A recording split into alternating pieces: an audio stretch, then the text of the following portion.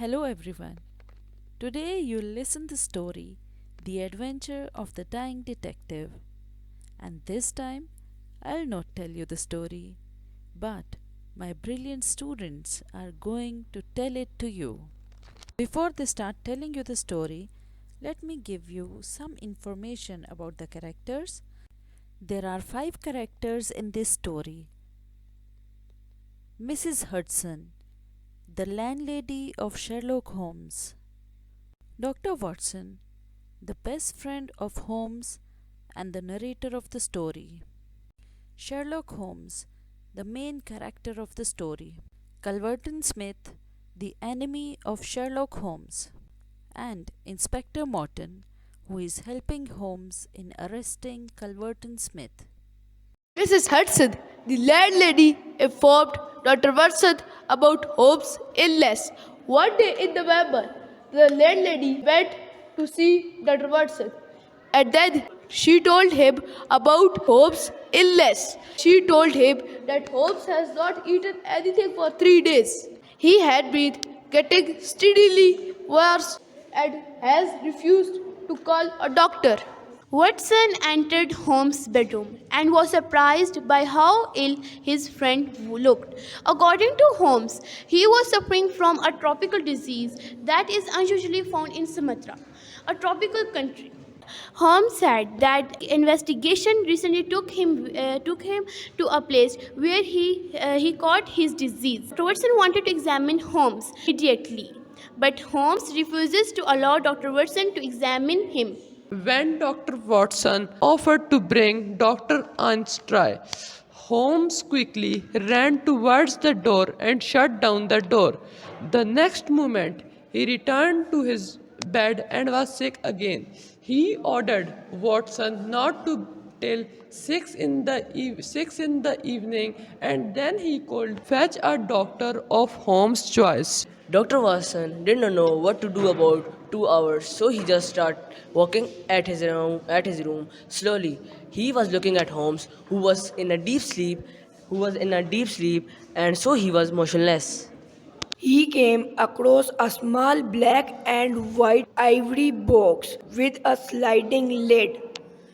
As soon as he stretched his hand to get the box, Holmes woke up and stopped Watson from touching it. Holmes instructed Watson to light the gas lamp and keep it half on. Holmes told Watson to place some letters on the table within his reach and slide the lid of the ivory box with the tongs and put the tongs and the ivory box on the table. He also instructed Dr. Watson to bring Mr. Culverton Smith. Holmes clarified that he was not a doctor but a plantation man with a deep knowledge of this disease. Watson want to take Mr. Culverton Smith from 13 Lower Brook Street. Holmes asked Watson to plead and convinced him to come to save his Holmes' life, who was seriously ill. Dr. Watson offered to bring to reach back before he arrives. While waiting for the cab, Watson met Inspector Morton. Inspector Morton asked him for the Holmes' health. Dr. Watson noticed a strained smile on Inspector Morton's face while he was asking about Holmes' health.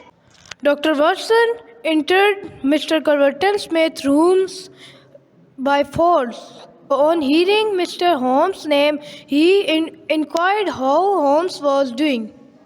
When he learned that he is very ill and believed only one he could save his life, Dr. Watson told him all he knew.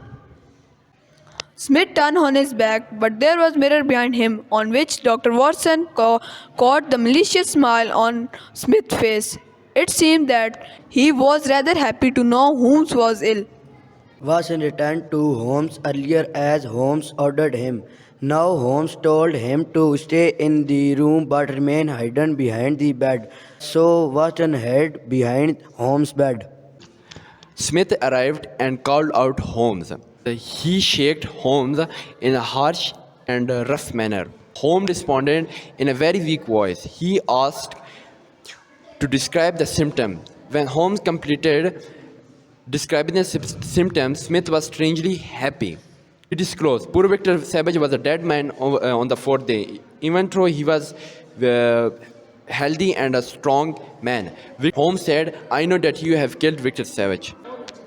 Holmes groaned and asked for water. Colonel Smith gladly gave him water.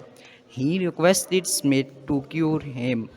Instead, Smith told him that it was him to send him ivory box with infected blood in order to kill him, because only Holmes knew that Smith murdered his own nephew Victor with the same disease. He told him everything about his plan of killing Victor and not trying to kill Holmes. Holmes asked Smith to turn the gas lamp on.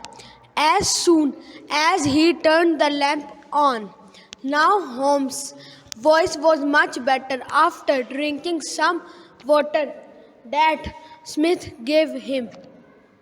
As soon as Smith turned the lamp on, Inspector Morton entered in the room. Holmes handed over Smith to the inspector, saying, "Here is your man. Arrest him."